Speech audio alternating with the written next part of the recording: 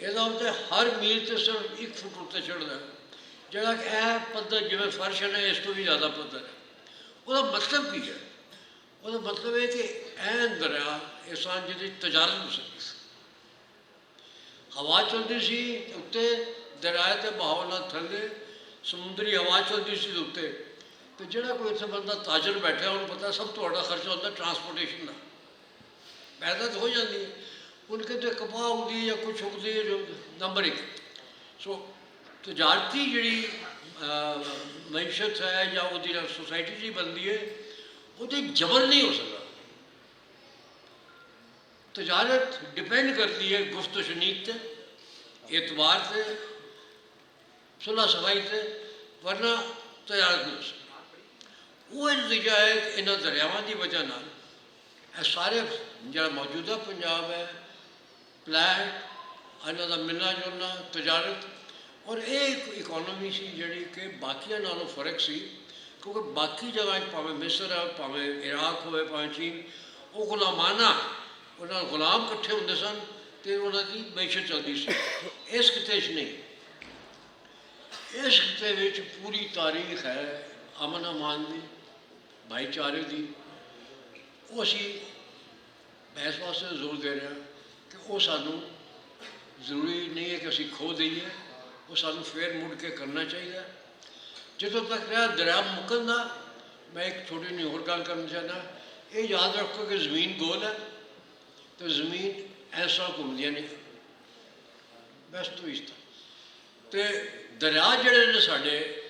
वो तो थले आ रहे हैं, पर जिस जमीन इंज घूमती है तो दाएं हाथ में मार दें।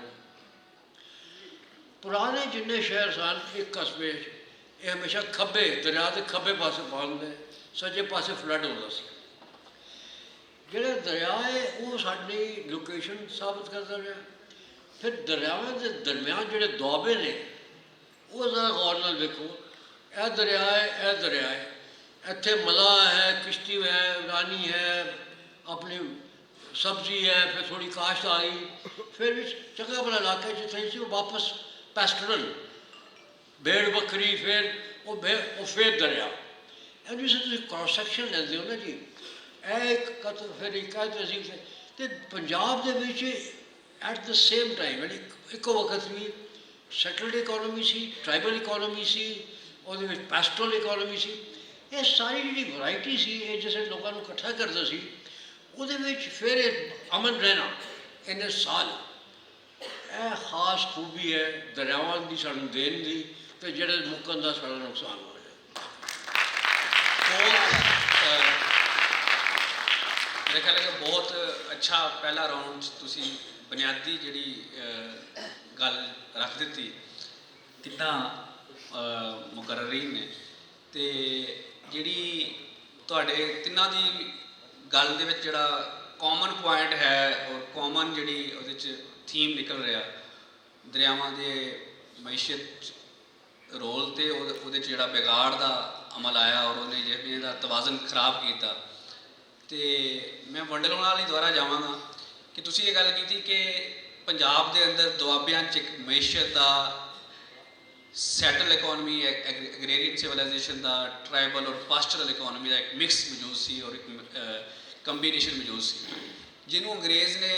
जो कनाल कलोनीज़ बनाइया उन्हें बेसिकली उन्होंने हिस्सों भी पानी पहुँचाया जिथे पानी नहीं पहुँच सकता सी हैड रेज करके, और दरियावां चों पानी निकल के उन्होंने दुआबियां जगह जगह पर पहुँचाया जिथे नहीं नैचुरली उस तरह नहीं दरियावां का पानी पहुँचता सी। तो इस दे मैशियत के उपर की असरात हुए मुस्बत मनफी, क्योंकि आम तौर पर जो लिटरेचर है वो बेसिकली सानू इस तरह पढ़ाया जाता कि असी बड़े दुनिया का बेहतरीन इरीगेशन नैटवर्क रखते हैं, दुनिया का सब तो बड़ा इरीगेशन नैटवर्क साढ़े कोल आ। तो तुसीं इस तरह रोशनी पाओ कि जी दुनिया का बहुत बड़ा इरीगेशन नैटवर्क सानू दिता, ये पिछे की जी सियासत सी ब्रिटिश की और कलोनीयल राज की, उस पर अगर तुसीं थोड़ी जी रोशनी पाओ कि ये नतीजे साढ़े कोल की मैशियत के अंदर साड़ी जी नुकसानात की होए तो नवे वादे की होए। बहुत शुक्रिया बंडल साहब। जी जी अच्छा, तुसीं ये बड़ी अच्छा सवाल है इस वास्ते क्योंकि गल ही अगली ये बनती है कि आम तौर पर फिर भी जो साढ़े इतने आते रहे ना आर्कियोलॉजिस्ट वो अंग्रेज़ आए तो उन्होंने खुदाई हड़पे शुरू की मंजोदारा तो उन्होंने एक अच्छा फिगर मिलता एक लड़की है खलोती है अल्लड़ है ज़बरदस्त है तो वो न्यूड है उन कोई शर्म नहीं है बस कहने का अपनी वो जी खुद ही कायम है तो उसका नाम लाता डांसिंग गर्ल यानी और पाकिस्तान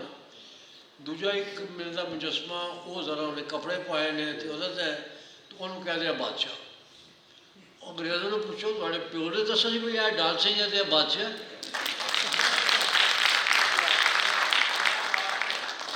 यानी साढ़े उत्ते खाम खान लेबल ते अंग्रेज़ ला गया और असी उहदे गुलाम है आगे तक असी अपनी सोच बंद की बिल्कुल बंद की साड़ी रिसर्च भी ये होती है मैं ऑक्सफोर्ड गया मैं कैम्ब्रिज गया मैं किताब पढ़ी मैं पढ़ लिख के गया इतने अनपढ़ हाँ मैं जिसने एक इस वास्ते गल कर रहा कि आम तौर पर क्या जी अंग्रेज़ों ने आए तो इतने उन्होंने नहर बनातियाँ तो पंजाब सरसब्ज हो गया तो बड़ा वाह वाह जी वाह वाह उस तो बड़ा नुकसान पंजाब को नहीं दिता गया ये जो नहरी निज़ाम आया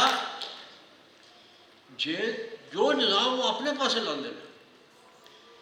उत्थे होंदा वो पानी आया तो पानी का निकास ही होना चाहिए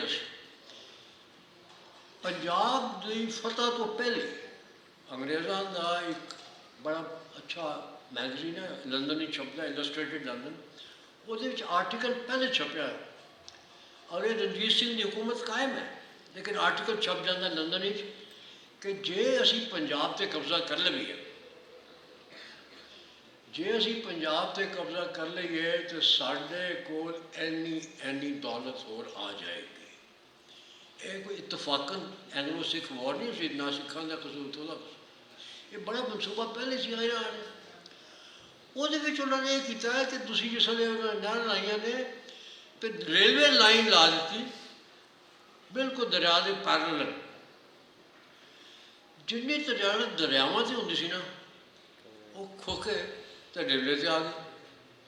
तो रेलवे का काम की सी कि जे वो इतने गंदम जो पैदा हो सीधा भेजो कराची तो एक्सपोर्ट इतों तो लोगों को खुशिया गया इन्हों का इनाज इन्हों का खाना पीना इन्हों की प्रोड्यूस जबरदस्ती भी तो रेलवे का निज़ाम ने साढ़े दरियावां का निज़ाम मुका दिता और वो बाद असी अगे तक उत्थे फसे दरियावां के उत्ते जी तजारत होंदी सी दरिया भावें कस्बे तो कस्बे होंदी सी वो सारी मुकी जिन्नी सरकारी दौलत और लागी रेलवे तो सड़क बनाते तो जी सानू मिनिमम चाहिए सी दरियावां चालू रखने वास्ते ही वो साढ़े कोल कोई नहीं है दरियावां इस वास्ते हो गया कि यह जी नाम है तो जो गंद पानी थोड़े हाथ में दरियावां छुड़ना शुरू कर क्योंकि उन्होंने वो तो कोई इस्तेमाल ही को नहीं रहा दरिया के भी बड़ी जहाँ फ्लड आता तो यहाँ गंद लै जाता मैं होर कोई काम ही कोई नहीं थोड़े को सो दरियावां की अहमियत जी है एज ए यानी उन्होंने अच्छा मैं इस वास्ते कह रहा अंग्रेज़ों ने अपन नहर नहीं खत्म की उन्होंने साफ रहती सी उन्होंने मेनटेनेंस नहीं सी क्योंकि पानी का निकास भी करते सन जोड़ा इतने पंजाब उन्होंने निज़ाम लिया सन वो प्योरली मैं जो कहना पंजाबी एक्सप्लॉयटेटिव सिर्फ इतों खोन दी तो लुटमार का मसला से जाहिर है कुछ लोग इतने उन्होंने भला होया उन्होंने भी फायदा होया साढ़े ताजर साढ़े मंडी वाले साढ़े आड़ती मंडियां बनिया मंडी टाउन बनी काम की मंडी फलां मंडी ये जो आ गए पर जो प्रेजेंट है ना वो मार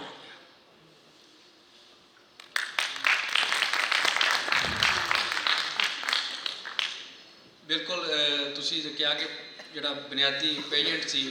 पेजेंट एग्रीकल्चर सी उसकी ट्रांसफॉर्मेशन हुई उन्होंने मंडी के नाल जोड़ दिता मंडी के नाल लिंक्ड हो गए और वो एक एक्सप्लाइटेशन जी है वो भी आ गई तो मैं फिर तुहाडे कोल दोबारा वापस आवांगा लेकिन मैं उस तो पहले नैन सुखो नाल जावांगा कि नैन सुखो ने मैंने तुसी गल की जी बुनियादी तौर पर एक ब्रिटिश रिसर्चर ने दसिया कि कैनाल कलोनियां दे नाल जिहड़ियां नवीं बवावां आईयां और नवीं बीमारियां आईयां ਅਗਰ ਤੁਸੀਂ ਇਸ ਪਹਿਲੂ ਨੂੰ ਥੋੜ੍ਹਾ ਜਿਹਾ ਹੋਰ ਐਲੋਬਰੇਟ ਕਰੋ ਤੇ ਆਡੀਅנס ਵਾਸਤੇ ਕਿ ਅਸੀਂ ਕਨਾਲ ਕੋਲੋਨਾਈਜੇਸ਼ਨ ਦੇ ਨਤੀਜੇ 'ਚ ਜਿਹੜੀਆਂ ਨਵੀਆਂ ਬਿਮਾਰੀਆਂ ਦੇ ਨਾਲ ਸਾਹਮਣਾ ਹੋਇਆ, ਨਵੀਆਂ ਵਬਾਵਾਂ ਦੇ ਨਾਲ ਸਾਹਮਣਾ ਹੋਇਆ, ਉਹ